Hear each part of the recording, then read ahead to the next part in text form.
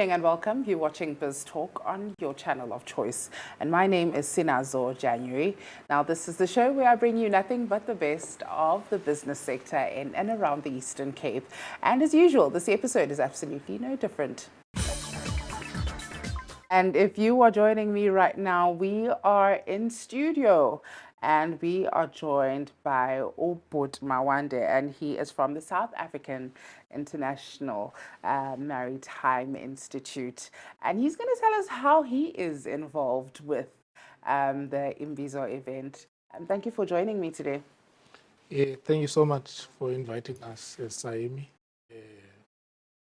My name is Malwande, surname Galichan. I work for SMME. As you would know, our offices are based here in Nelson Mandela at Ocean Science Campus. So essentially we are responsible for skills development and capacity building within the maritime industry. But we're also responsible for research, technology and innovation to support the growth and development of maritime industry and by extension oceans economy as a whole. But we also do some work on the advocacy part to ensure that the sector is growing. Yes. And by growth, we look at two things. One, from an employment point of view. Secondly, from a skills development point of view. So the other is dependent on the other. Yes. But also for those ones who are interested to go on the business side of things. On our advocacy lab, we also try to assist in that regard to ensure that there is a greater participation of the previously disadvantaged people in the sector. You'd know the categories. Talk about Africans, you talk about the youth, you talk about women. So in all aspects, from the business side of things, employment side of things, as well on the training aspect of things. So yeah. Yeah, now let's talk about the interest that you guys have clearly to be involved in this event, your jobs and career expo with the Imbizo group. Okay, so our interest, you know that the historically, the participation of the groups that I just mentioned to you has always been minimal. And this, of course, owing to some of the historical events. So we thought that as an entity, we should participate in these events to ensure that, one, we expand the maritime awareness, that people get to know what the sector is about. Yes. And secondly, what could be the opportunities for them to really benefit out of it. Given that this one is a career expo and a job event, so particularly for the youth. Yes. So it's important that we go out and have a conversation with young people to say, in a scheme of all other career opportunities that are out there, should consider a possibility to go into the maritime industry, not as a solution to the problem, but as part of the solution. Yes. Towards the job creation, because there are opportunities that are out there. And for us, our genesis in terms of doing that, we say we need not to start to have the conversation when these guys are out of the university. So we should have the conversation before they actually go to the university. Yes. And our plan is that we should also take it a step back further to say even before they choose the subjects towards their high school, because in most instances, the subject that you choose at high school are the ones that determines what would be the career choices that you take. So we are trying to put an emphasis on the depth of understanding the subject. How are they going to impact on your future career endeavors? So we try by all means to encourage young people to look at, one, the subject and link them to the careers that they want to take, and not just the career, but also to the job opportunities that are out there. Because, you know, we have a challenge of youth unemployment. Yes. And this challenge amongst those unemployed is graduates. So that starts to undermine the value of the education. And if you are going to look at it at face value and not look at the root causes of this, the root causes, yes, the economy on one end it could be, but also the career choices that one would have taken, informed by the subject that they would have taken in the basic education level. There's a strong linkage there. So that's why we must go out to them and inform them that, look, if you are to go to the maritime industry, think about it now and look at the future first, where you want to go, and then plan backwards in terms of what would be the career choices that, the career choices that you want to enroll into, take into account the subjects that you're doing and all of that. Yeah. So that's why we are going out there as early as possible to these people. Okay, now, because of the issue that we are facing with youth unemployment, I think one of the challenges is also the access to information. Yes. Now, what do you think can be done to further look into that challenge and to make it better for graduates? Because there are students who have graduated, actually, or young people that have graduated, and they're just sitting at home. Yes. And those young people also don't have the skills maybe to be involved in the sector. So what can be done to also avail those skills for the youth in certain communities? Okay, so there's two things that you are raising. One is the access to information, and the second part is reskilling, if I understand you, Yes. because we're talking about graduates. So the Yes. assumption is that graduates are people who are skilled. Yes. So now they are unemployed, so it therefore means they need to be reskilled to work in this space. So let me first start with the access to information. So you'd know there are many factors that contribute to lack of access to information. Yeah. And in our today, it's the issue of data sometimes, because most of the information is out there on the internet, just that people have no access. So specifically within the maritime industry, and what we've done as SMME in terms of bridging the gap between the lack of information and the information itself, we've created an app called Dive In. Okay. So the Dive In essentially is about all the career opportunities, because what we've done was to combine the career opportunities that are out there. Okay. One, looking at the career itself, where you can get it, what are the requirements, what are the job prospects when you've done that.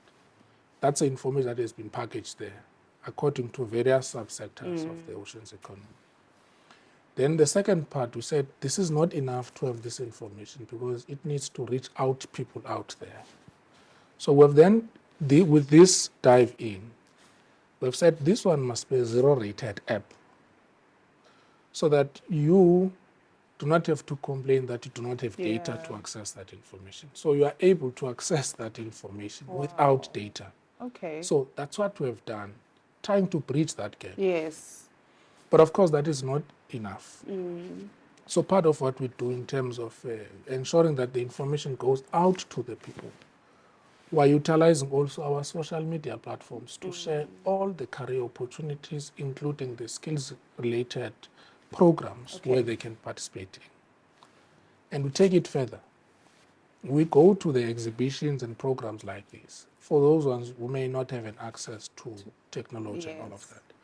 We go and explain to them. We've got a team of capable individuals who knows their story. Yes. They explain sector by sector these opportunities. Actually, they unpack what is contained on the Dive In. So these are the ways in which we try to package information to go out to the people. So that's one part, access to information. Then the second part, which we are talking about, the reskilling. Yes.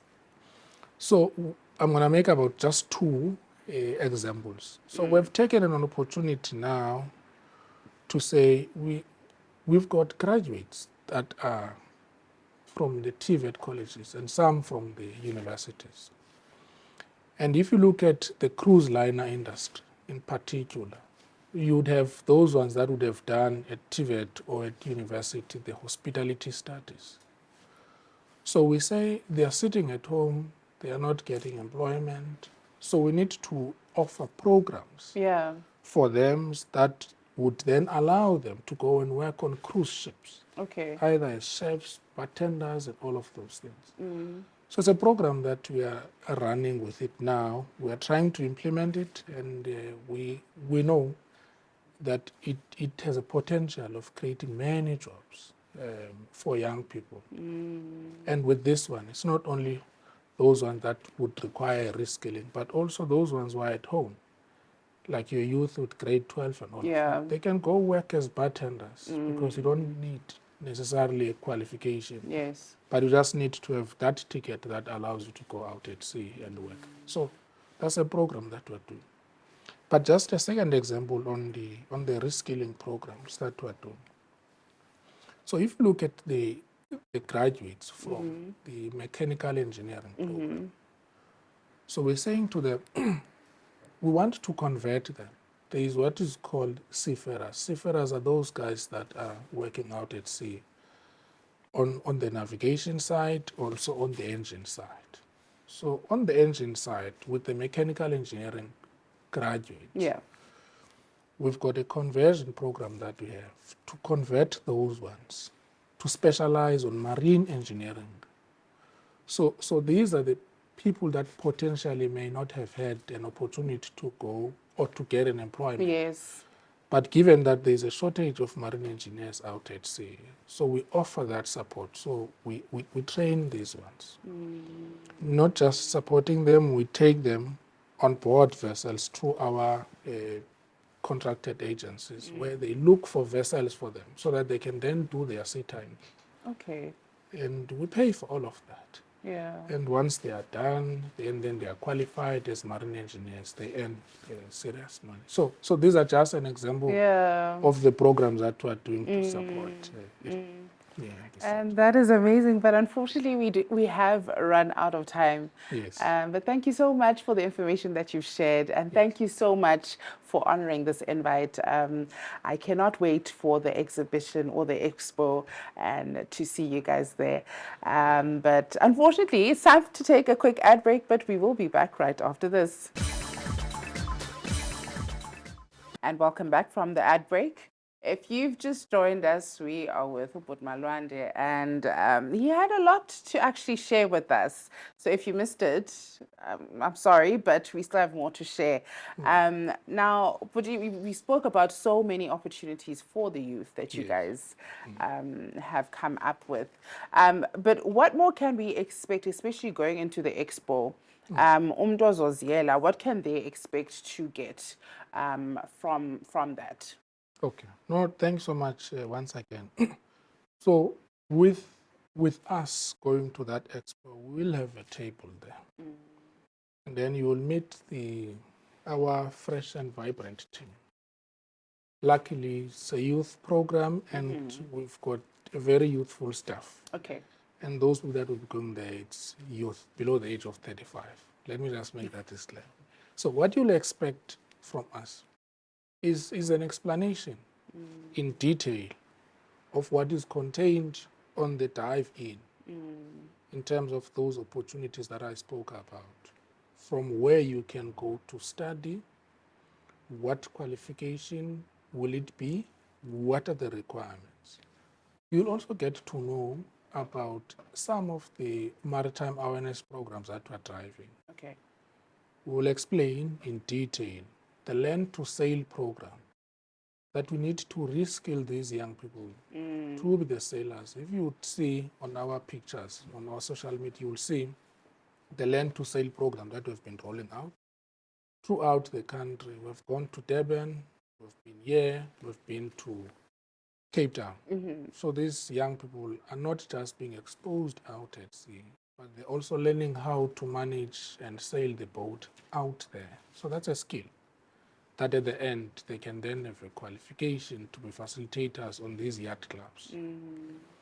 But also you'll get to know about the Learn to Swim program, because we believe that we need to expose our young people on how to swim. They must have the relationship with the water, Yes.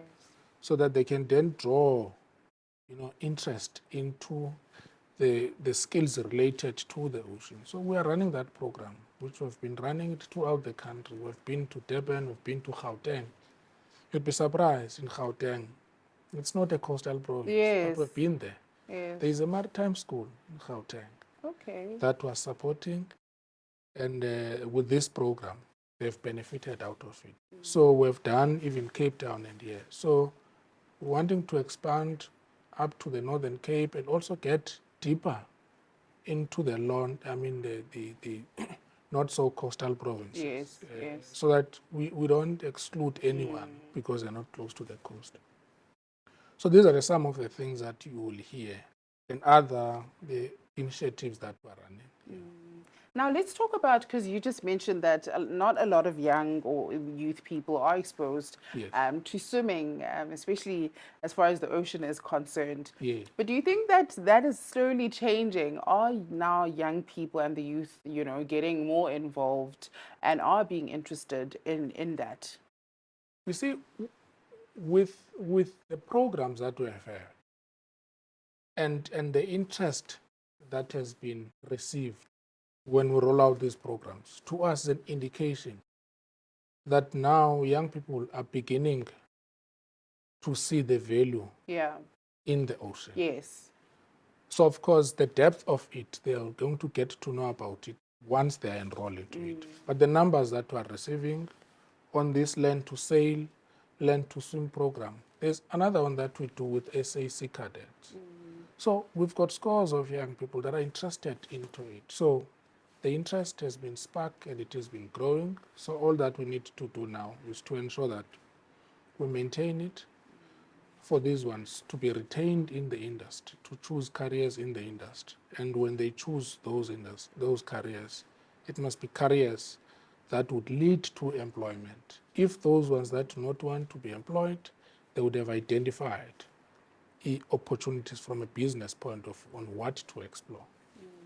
Now, before I do let you go, let's talk about the issue of not using or utilizing our ocean, because I feel like there's so much that has to do with the blue economy. Yeah. And it's so broad as well. But Yeah. do you think that we're doing enough to tap into that? In terms of also creating more opportunities for the youth, how can we improve on that? Okay, so I'm just going to refer you to what we have just recently done. Because as you rightfully said, the ocean's economy is broad in terms of the subsectors. Yes. If you can just refer to Operation Pakis, it had identified about 6 subsectors. Fisheries was not there, but there is many other subsectoral activities on all of those activities. So what we have done, just to answer to your question, what are the opportunities that people can exploit out of the ocean? Yes. So we've conducted a value chain analysis study because we didn't want to thumbsuck. Must have concrete information that says, on the ocean's economy, here are the subsectors. Within this particular subsector, here are the economic opportunities that one can participate on. So we've completed that study. That study is on our website. Okay. So if you go on that, it will tell you, for an example, under coastal and marine tourism, what is it that you can do from a business point of view. You can go on this side, you can go on that side. Within the marine transport and manufacturing, what are the opportunities that one can explore from a business point of view? If you look at the aquaculture, what are those opportunities that you can explore out of it? And if there is a need for funding, where you can get even the funding support for such programs. So it's a very detailed, about 300 odd pages of that study. So you just can zoom into each of those subsectors. So we're doing that, not to prescriptive, but to show people that here are the opportunities. So you can go look for yourself and see where you think that you can better fit in based on your interest. It sounds like we have so many plans. I can't wait to see it all, being done. And also, it's going to be so nice to see the youth being more involved as well, as far as the ocean is concerned. But thank you so much for taking the time for this interview. It was indeed a very informative one. So if you do want to find out more about this episode, please join me again for the repeat. But for now, it's time to take a quick ad break. We'll be back right after the ad break. And if you were joining me right now, I am joined by Uyanga, who is from Imbizo Events. Yanga, thank you for joining me today. Thank you for having me, Snazwa. Now, you guys have a very exciting event coming up. It is the Job and Careers Expo. Now, tell us about that. It is an expo where we are seeking to bring in learners and those who are seeking for employment to have a sense of guidance and support in them making a good career decisions and choices. Mm-hmm. Now, why the sudden change in just like careers or having a career expo specifically? Because you guys are known for hosting the most amazing and successful events such as the ICT Summit. So why the sudden interest in this specifically? Look, we can host such wonderful summits and conferences, but all of that, it all starts with education. Yes. And in order to get the right education to be able to attend or have interest in those summits, such as the construction summit, the ICT summit, you need to have the right guidelines for you to make the decisions. So at the end of the day, we do have learners that are from high school, finishing matric and still struggling to find ways where they can still get skills development programs. This is a place for that. You do get graduates. We are in a graduation season where they're still stuck at home and still not sure what else they can add in there, and this will be also an ideal place for that. And sometimes you get people who are already working in the industry and they just want to upskill themselves to perhaps change a path or just grow in the existing path that they're in. This also will be an ideal place because then you'll get to be exposed more and which direction to go to and what support there is there for you. Now, tell us about the program. What is the program looking like, if you are allowed to share that with us? I'll give you a glimpse. Okay. We do have a showcase of coding for learners. Okay. There will be Department of Labor joining it. Okay. Just to assist people on how to put themselves together in terms of CV preparations and so forth, interview preparations. Yeah. So we do have a full-packed program. There will be presentations as well. There will be exhibitions from different institutions. So let me just keep it there for now. Yeah, I can't wait. But let's talk about the when and where. When is it? Where will it be? And how can people also get involved? And how does registration work as well? Okay, it will be on the 19th of April 2024. It will be held at the Kucha village in the hall called Vulindlela Hall. To register, you can go to the Imbex website, which is www.imbex.co.za. And also you can go to the Imbizo website, which is www.imbizoevents.africa. Thank you so much, Yanga. Thank you for joining me. And I absolutely cannot wait to attend and to also see just how everything is going to pan out. So all the best for that event. Thank you. We're looking forward to it. And there we have it right here in studio from Uyanga. But unfortunately, that is all that we have for you for tonight's episode of Biz Talk. But do join me, same place, same time, right here on Biz Talk on channel 260. But for myself, Sinaza January, and the rest of the crew, it is thank you.